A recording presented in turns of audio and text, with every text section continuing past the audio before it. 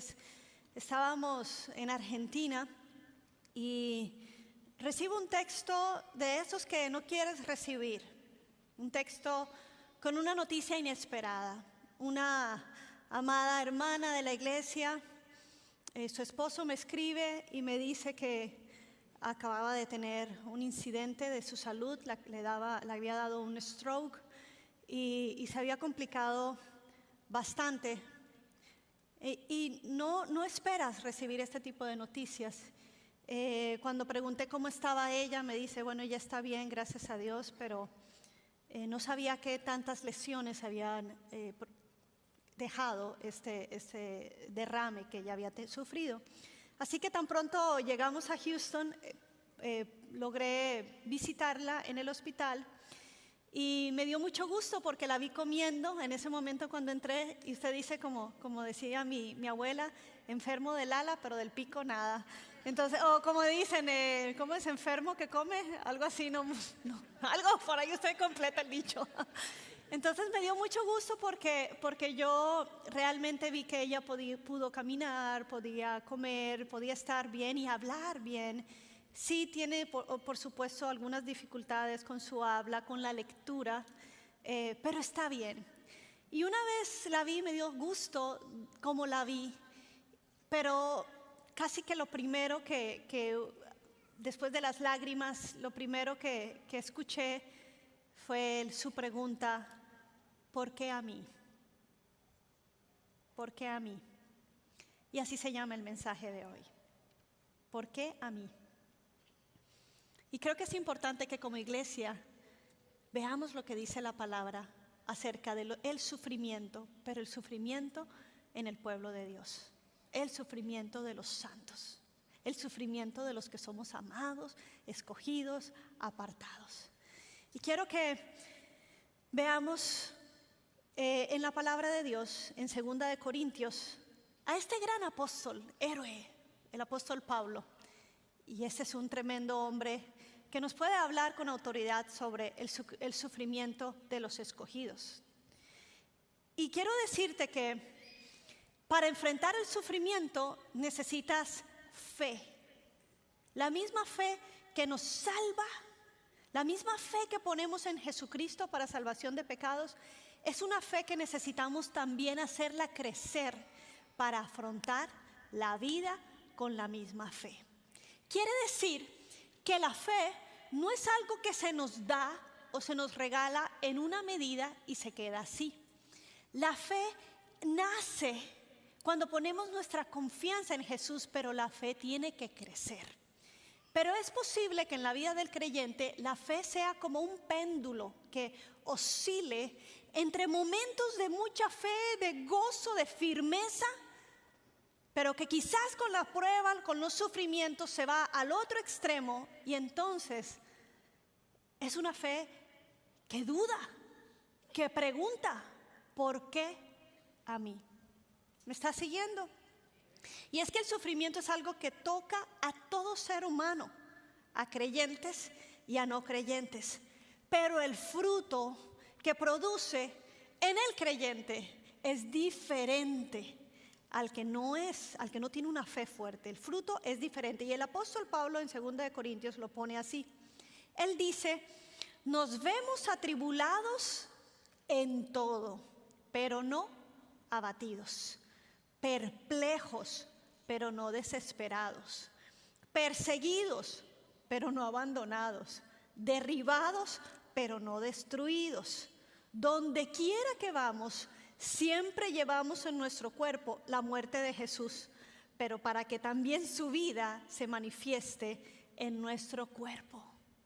El apóstol Pablo no le puso máscaras, no minimizó el dolor ni el sufrimiento.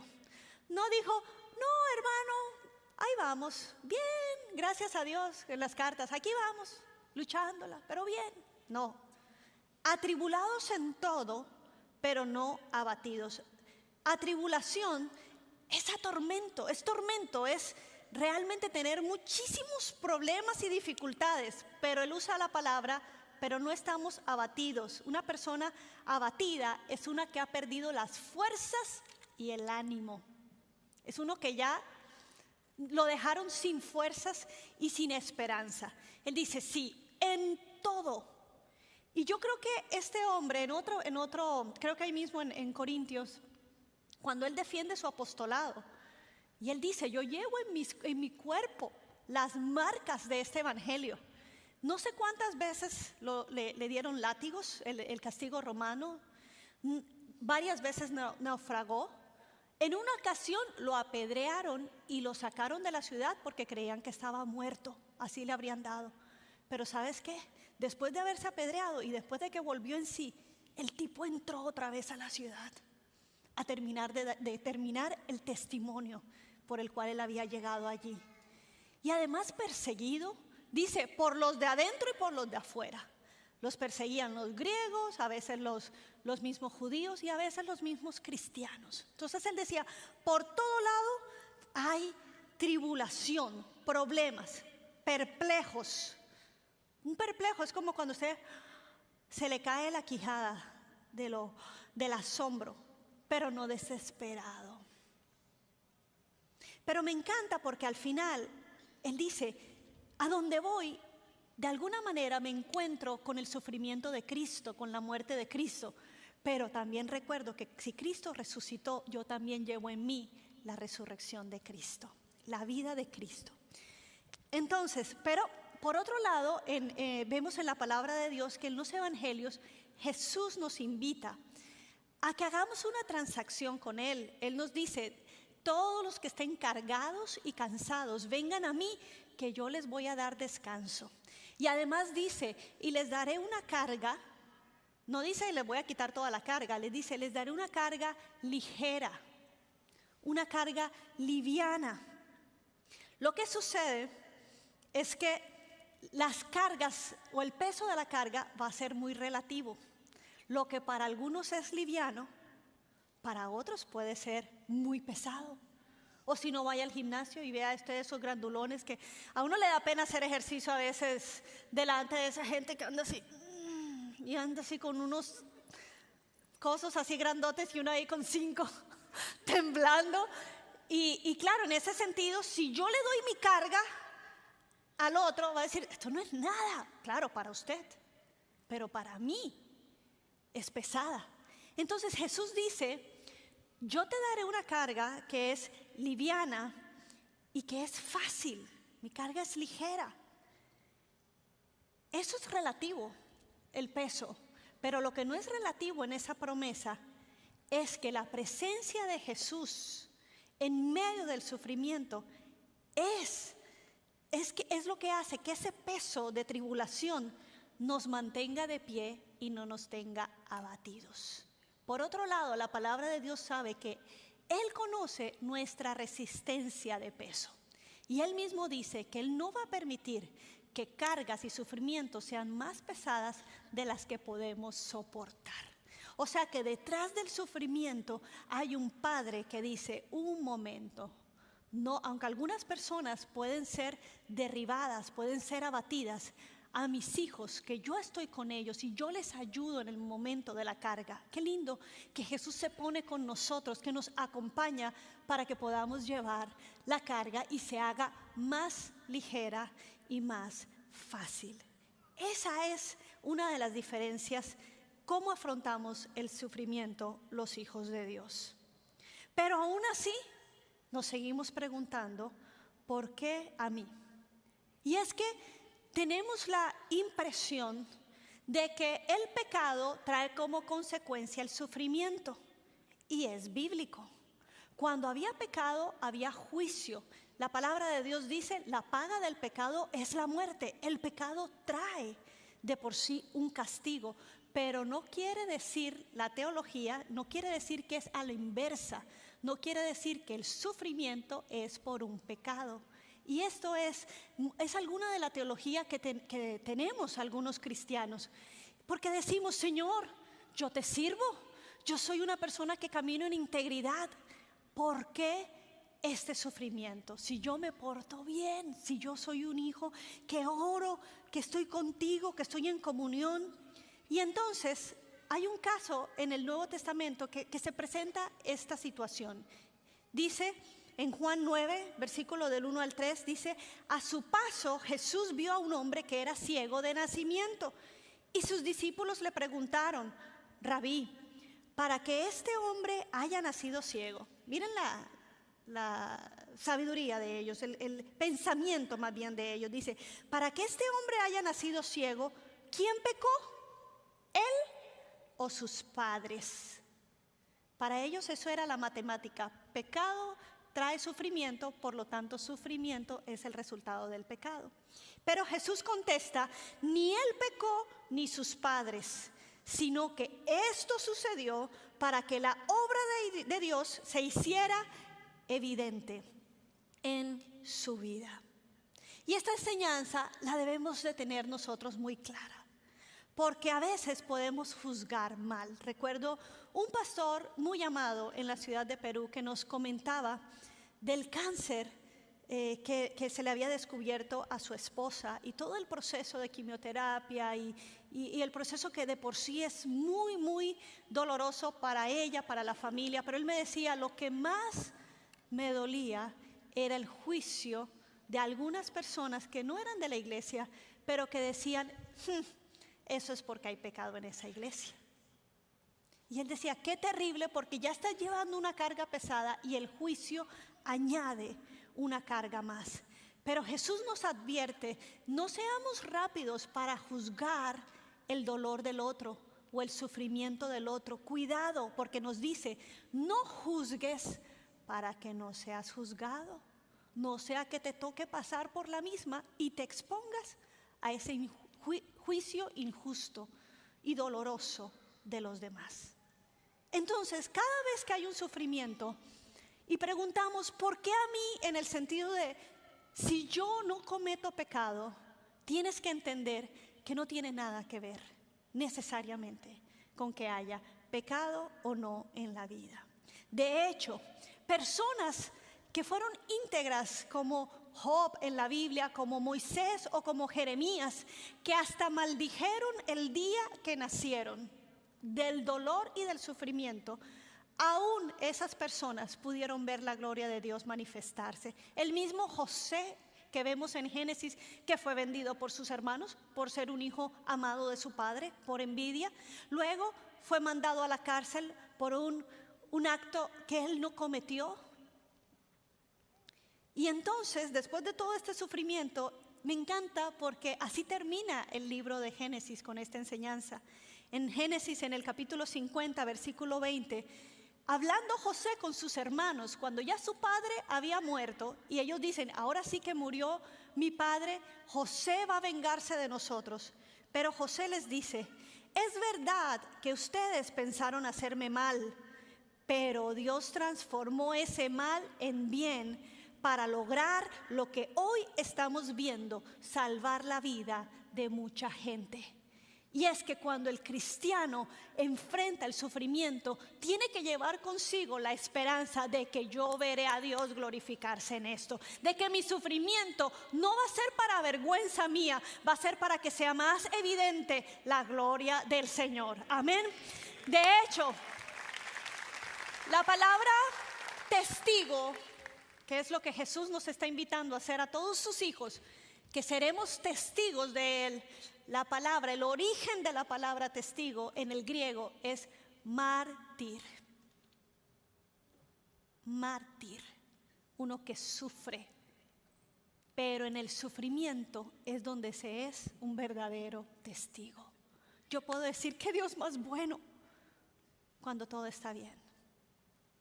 Pero cuando estoy en el fuego y mi fe es inquebrantable, mi fe en el sufrimiento habla más que mi fe en el momento donde todo está bien. Hay ojos que van a adorar a tu Señor cuando te ven a ti, cómo tú enfrentas la enfermedad, cómo tú pasas el umbral de la muerte, cómo tú atraviesas el momento de dolor. No se te olvide, somos testigos, mártires. El primer mártir de la iglesia fue Esteban. Y la palabra de Dios en Hechos nos cuenta que cuando estaba siendo apedreado Y Pablo, el perseguidor, que aprobó la muerte, en ese momento era Saulo, y aprueba la muerte de ese hombre, de Esteban, que era del camino de Jesús, al cual él odiaba realmente, le testificó la muerte de Esteban, el primer mártir, porque cuando él estaba muriendo, él logra ver los cielos abiertos, y en medio del sufrimiento, él ve lo que está delante y él dice: veo los cielos abiertos, veo la gloria de Dios. Y para él fue más grande la gloria de Dios que el sufrimiento. Mártir, testigo. Los cristianos perseguidos, lo que más han hablado, aún desde la época de estos circos romanos, lo que más se registra de la muerte de estos mártires era la forma en que ellos, en medio de todo, adoraban a su Señor. Dios nos está llamando, es un llamado, es un propósito y una misión a ser testigos. Pero recuerda que parte del ser testigo no es solamente hablar, sino es atravesar fuertes el sufrimiento. La Escritura no nos promete una vida libre de sufrimiento. De hecho, el apóstol Pedro nos dice, en Primera de Pedro, capítulo 4, dice: amados, no se sorprendan por el fuego que arde entre ustedes para ponerlos a prueba, como si les aconteciera cosa extraña. Ay, qué raro, ay, qué raro. No, estos apóstoles estaban acostumbrados. Yo creo que más bien ellos decían: uy, qué raro que en esta ciudad nos recibieron bien. Qué raro que no nos fue tan mal. Qué raro que pudimos estar un año. Porque en algunas ciudades, aunque venía persecución, podían quedarse un tiempo, pero en algunas tenían que salir y después planear volver a entrar. Y así lo dice Pedro: no se sorprendan por el fuego para ponerlos a prueba como si fuera alguna cosa extraña. Lo que sí sigue diciendo el apóstol Pedro es que ninguno de ustedes padezca como homicida, o como ladrón, o como malhechor, o por entrometerse en asuntos ajenos. O sea, hay tipos de sufrimientos. Que ninguno padezca porque se ha portado mal, no. Pero si alguno padece como cristiano, no se avergüence, más bien glorifique a Dios en este nombre. Pablo nos describe el propósito de la aflicción. Él se da cuenta de algo maravilloso. Él dice en 2 Corintios, en el capítulo 1, dice: hermanos, no queremos que desconozcan las aflicciones que sufrimos en la provincia de Asia. O sea, él escribe todo a ellos. No quiero que ustedes desconozcan lo que estamos sufriendo. Estábamos tan agobiados, bajo tanta presión, que hasta perdimos la esperanza de salir con vida. Nos sentíamos como sentenciados a muerte. Pero eso sucedió para que no confiáramos en nosotros mismos, sino en Dios que resucita a los muertos. O sea, ellos ya estaban diciendo: bueno, si ya este es el fin, y si Dios quiere que sigamos, nos va a resucitar. O sea, ya estaban seguros de la muerte. Pero Él dice: Él nos libró y nos librará de tal peligro de muerte. Y dice el apóstol: en Él tenemos puesta nuestra esperanza y seguirá librándonos. Amén. Viene esto, dice: bueno, Señor, tú me has enseñado en medio del sufrimiento que yo pongo en ti mi confianza, y que si así como me libraste, tú me vas a seguir librando y vas a cumplir tu obra en mí. De alguna manera, dice el apóstol Pedro también, dice que es que el sufrimiento, en el caso de los creyentes, genera un fruto tan bueno cuando perseveramos, porque ¿sabes qué pasa? Nos da más fe, salimos más fuertes, nos hace mejores testigos. Quiero dar la primera respuesta a la pregunta: ¿por qué a mí entonces? Número 1, porque Jesús sufrió también. Y si Dios y Jesús probaron lo que es el sufrimiento, ¿no crees que cuando nos bautizamos con Jesús es solamente bautizarnos y meternos en agua para perdón de pecados. Cuando uno se bautiza en la fe cristiana, uno se bautiza también con la vida de Cristo y con el sufrimiento de Cristo. Ahora, no te estoy dando una mala noticia, porque te bautices o no, sufrimiento lo vas a afrontar en esta vida. Pero la diferencia es que cuando tú te bautizas en la muerte y sales de esas aguas, tú también te bautizas en la resurrección. Y esa es una esperanza tremenda. Entonces, Cristo, Él es la encarnación de Isaías 53, el verbo o el siervo sufriente. Isaías decía que el Mesías iba a ser un hombre de dolores, un varón de dolores le llama. Pero el Padre también sufrió al entregar a su Hijo. Un padre profundamente consternado por la muerte de su hijo le pregunta al pastor: ¿dónde estaba Dios cuando mi hijo murió? Y el pastor contestó con un ánimo tranquilo y le dijo al hombre: Dios estaba en el mismo lugar donde estaba cuando su propio hijo murió. Dios conoce. Dice la palabra de Dios que Jesús, tenemos un sumo sacerdote que es Jesús, que probó todo el dolor, todo. Y llevó en su cuerpo la injusticia del pecado, cargó con las enfermedades, cargó con las humillaciones, siendo Dios, y lo soportó.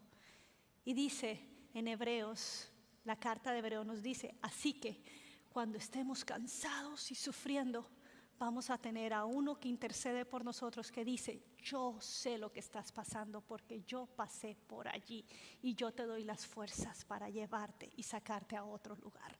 Nuestro Jesús es uno que sufrió.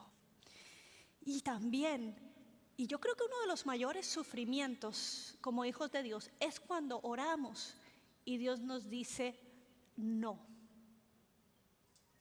Esa es una de las mayores crisis. Porque cuando pedimos con fe, pedimos para que sea un sí, para que Dios haga conforme lo que estamos pidiendo. Pero el mismo Jesús, a quien Dios le respondió todas las oraciones de sanidad, de resurrección, de provisión, cuando Él oró por él, 3 veces en el huerto de Getsemaní oró y le dijo: Señor, Padre, si te es posible, pasa de mí esta copa. Es más, se llevó a los amigos. Él sufrió también el abandono de los amigos. No solamente la traición de Judas, pero la falta de apoyo. Me siento solo. ¿Algunos se han sentido solo luchando? Jesús también. Él les dijo: vengan, a Pedro y a Juan, vengan por favor, acompáñenme a orar. Quédense orando por mí, ¿ok? Sí, Señor. Y se fue a orar así. Dijo que se metió a los olivos. Y cuando regresó, y le dice a ella: oigan, les dije que por favor, mi alma está sumamente triste, les decía Jesús, y angustiado. Quédense conmigo orando. Y se durmieron. Se fue por segunda vez a orar y otra vez le dice: Padre mío, si no es posible evitar que yo beba este trago amargo, hágase tu voluntad. Y entonces vuelve a donde estaban sus discípulos, sus compañeros de oración, y los encuentra dormidos otra vez. Y le dice: caramba, ¿no pudieron mantenerse despiertos ni una hora? Estén alerta y oren para que no caigan en tentación. El espíritu va a estar dispuesto a hacer la voluntad de Dios, pero la carne es débil. Por eso es necesario que pongamos la carne en oración, que estemos orando constantemente. No para que no venga el sufrimiento, sino para que podamos vencerlo más rápido, para que podamos ser más fortalecidos. Y esa es una de las claves que nos da Jesús en medio del sufrimiento. La oración de fe no es una oración que demanda o declara, reclama o exige. Yo lo pido, yo lo creo, yo lo reclamo. Mucho cuidado, porque la máxima declaración de fe es cuando después de decir: yo sé, Señor, que en el nombre de Jesús tú sanas. Pero la máxima declaración de fe es decir: pero que no se haga lo que yo quiero, sino yo oro esa voluntad perfecta que se hace en los cielos, en la tierra, en mi vida. Y eso lo oro con fe y creo que es la voluntad perfecta la que se va a hacer en mi vida, y estoy bien con eso. Eso es una máxima declaración de fe. Y es que las oraciones siempre tienen que ser en humildad y en sumisión a Dios. A Dios no le podemos torcer la mano. El poder, Él tiene la última palabra. Y Él quiere que vivamos en fe y en autoridad y creyendo, pero siempre dispuestos a aceptar su voluntad. ¿Está conmigo? Entonces, cuando a veces oramos por amados y decimos: Señor, en el nombre de Jesús, sánalos. Señor, creemos que tú los puedes sanar, que tú los levantas. Y la respuesta a veces es un no, y es el tiempo de partir. Tenemos nosotros que decir: Señor, nos doblegamos a ti y creemos y anhelamos más tu perfecta voluntad. Y entonces podemos agarrar fuerzas para afrontar el sufrimiento. Segunda respuesta de ¿por qué a mí? Porque Dios quiere ser tu respuesta. Dios quiere ser la respuesta a tu sufrimiento. En el libro de Job vemos a un hombre que se queja, que maldice el día que nació, que le dice al Señor: ¿por qué a mí? Pero nunca maldice al Señor. Hasta la esposa le dice, bueno, era lo único que le faltaba, ¿verdad? La esposa le reprocha y le dice: ¿todavía mantienes firme tu integridad? Ya, maldice a Dios y muérete. Y Job le respondió, qué apoyo, ¿verdad? Qué cosa más bella. Y Job le respondió: mujer, hablas como una necia. Si de Dios sabemos recibir lo bueno, ¿no sabremos también recibir lo malo? Y a pesar de todo esto, Job no pecó ni de palabra. Después de mucho tiempo, después de que llegaron amigos de él a tratar de investigar cuál era el pecado de Job para que le vinieran todas estas calamidades, Dios se aparece a Job y le da la respuesta. Dice que en medio de un torbellino, en medio de una tempestad, o sea, tras de que fuera poco, el hombre estaba en ceniza, estaba con llagas, se le habían muerto hijos, había perdido todo, y le cae un aguacero encima. Una tempestad, y en medio de esa tempestad se encuentra con Dios. Y en el capítulo 38 le dice el Señor: ahora sí, vente, hombrecito, levántate, cíñete. O sea, cuando no me veías, tú hablabas y tú decías: cuando esté delante de Dios me voy a defender. Bueno, vente, defiéndete. Y le dice Dios: ¿dónde estabas tú? ¿Dónde estabas tú cuando yo formé el universo? Cuando yo creé las estrellas y le puse nombre, cuando yo le puse límites al mar, cuando yo levanté los montes, cuando Job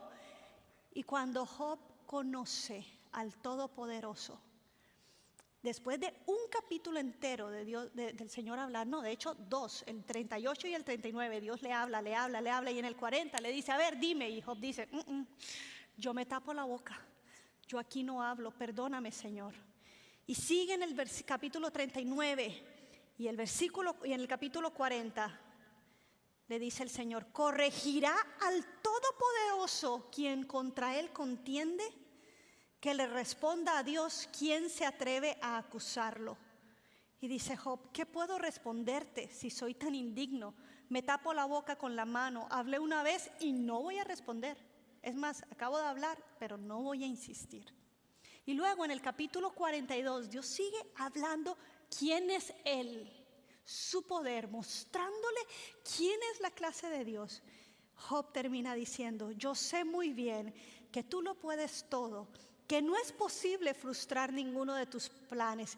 ¿Quién es este?, has preguntado, que sin conocimiento oscurece mi consejo. Yo reconozco que he hablado de cosas que no alcanzo a comprender, de cosas demasiado maravillosas que me son desconocidas. Tú dijiste: Señor, ahora escúchame, yo voy a hablar y yo te cuestionaré y tú me responderás. Señor, yo de oídas había oído hablar de ti, pero ahora te veo con mis propios ojos, por lo tanto me retracto de lo que he dicho y me arrepiento en polvo y ceniza. Hay tanto dolor a veces, y no estoy diciendo que es malo quejarte, porque te hablé de Moisés, te hablé de Jeremías, te hablo de Job. Pero en medio del sufrimiento, simplemente cuando conocemos o cuando tenemos la oportunidad de que el mismo Señor se nos revele, solo podemos caer de rodillas y decirle: Señor, me arrepiento, me retracto, pero ahora te conozco.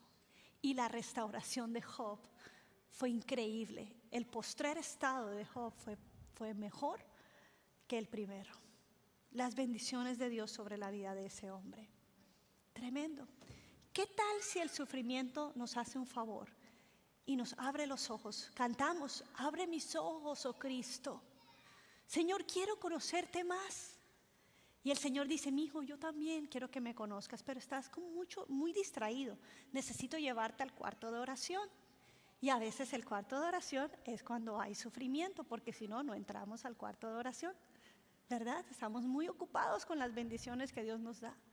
Y en ese sentido, cuando estoy de rodillas, el sufrimiento me ha hecho un favor, porque se ha revelado Dios a mi vida. Miren, ahora que fuimos a España en junio, fuimos a visitar a este pastor que ustedes conocen, muy amado, el pastor Marcos Zapata.